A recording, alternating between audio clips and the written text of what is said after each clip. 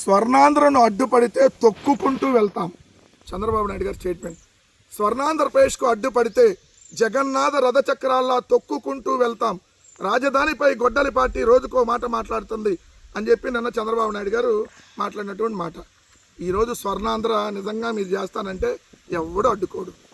ఉన్నటువంటి స్వర్ణాంధ్రప్రదేశ్ని ఈరోజు రక్తాంధ్రప్రదేశ్ చేశారు. మీరు భారత రాజ్యాంగాన్ని ఇక్కడ అమలు చేయకుండా బ్లడ్ బుక్ రాజ్యాన్ని ఇక్కడ అమలు చేస్తూ ఉన్నారు. మీరు జగన్నాథ రథ చక్రాల్లో తొక్కుకుంటూ వెళ్తారా? చంద్రబాబు నాయుడు గారు మీకు దమ్ముంటే, పవన్ కళ్యాణ్ గారు మీరు మగాళ్ళు అయితే తొక్కుకుంటూ వెళ్ళండి, చూద్దాం. వస్తున్నాయి వస్తున్నాయి అదిగో జగన్నాథ రథ చక్రాలు వస్తున్నాయి అదిగో, దూసుకుంటూ తోసుకుంటూ ప్రజల బాధ మోసుకుంటూ, ఏదైతే ప్రేమలు పెనవేసుకుంటూ ప్రమాణాలు చేసుకుంటూ చరిత్ర తిరగ రాసుకుంటూ మళ్ళీ జగన్ 2.0 వస్తూ ఉంది. మీ కూటమి కుదేలవబోతా ఉంది. సింగిల్ డిజిట్ సీట్లకే అదే జగన్నాథ రథ చక్రాలు మిమ్మల్ని, మీ ప్రభుత్వాన్ని, మీ కూటమి ప్రభుత్వాన్ని పెకలిస్తూ తొక్కుకుంటూ వెళ్తాయి. జరిగిద్ది ఇది 2029లో రాసి పెట్టుకోండి. మీరు తొక్కాలి అని అనుకుంటే మీరు మమ్మల్ని ఎప్పుడూ తొక్కలేరు. ఎందుకంటే మా దగ్గర నిజాయితీ ఉంది. మేము ఒక విలువలతో కూడిన రాజకీయాలు నడుపుతా ఉన్నాం. మీరు ఎంత తొక్కాలని ప్రయత్నిస్తే అంత వేగంగా వైఎస్ఆర్ కాంగ్రెస్ పార్టీ పైకి లేస్తుందన్న విషయం మీరు గుర్తుపెట్టుకోవాలి. మీరు తొక్కుతానంటే ఏమైనా తొక్కించుకోవడానికి మీ దగ్గర ఊడిగం చేసే పవన్ కళ్యాణ్ అనుకుంటున్నావా? ఇక్కడ ఉంది జగన్మోహన్ రెడ్డి గారు, మిస్టర్ చంద్రబాబు నాయుడు గారు. నువ్వు తొక్కుతానంటే పవన్ కళ్యాణ్ తొక్కని తొక్కించుకుంటాడేమో. తొక్కాలని చూస్తే తొక్కి పట్టి నార తీస్తారు. ఇదే రాష్ట్ర ప్రజలన్న విషయం గుర్తుపెట్టుకోమని చెప్తా ఉన్నాం. ఇదే కూటమి ప్రభుత్వానికి.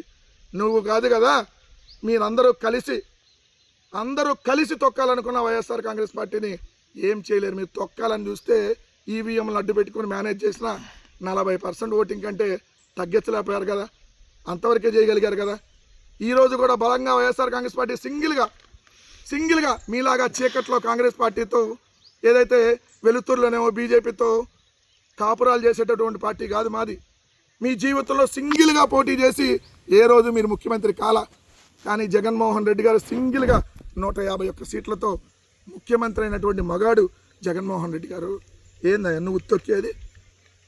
తొక్కుతానంటే తొక్కించుకోవడానికి పవన్ కళ్యాణ్ జనసేనలు ఖాళీగా ఉన్నారో వెళ్ళి వాళ్ళని తొక్కుకోండి.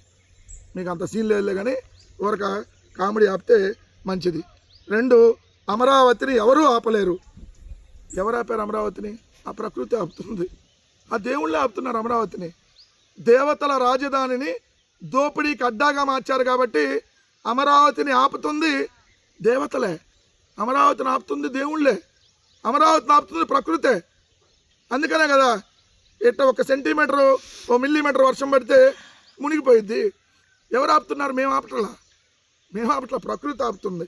11 ఏళ్ళైనా ఒక్క పర్మనెంట్ స్ట్రక్చర్ కూడా ఇక్కడ ఏర్పడట్లా. మరి ఇది ఎవరు ఆపుతున్నారు? అమరావతిని ఆపుతుంది ప్రకృతి.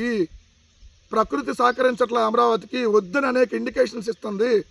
11 సంవత్సరాలుగా ఇండికేషన్స్ ఇస్తానే ఉంది ప్రకృతి దేవుళ్ళు ఇక్కడ వద్దు రాయిదానని. అందుకని నువ్వు ప్రకృతికి విరుద్ధంగా వెళ్తున్నావు. అందుకనే అమరావతి ముందుకు కదలటం లేదు. ఇప్పటికైనా దాన్ని విరమించుకొని మావిగన్ వైపురా చంద్రబాబు నాయుడు గారు. రాష్ట్రానికి గ్రోత్ ఇంజన్ మావిగన్నే. అది గుర్తుపెట్టుకుంటే మంచిది ఇప్పటికైనా.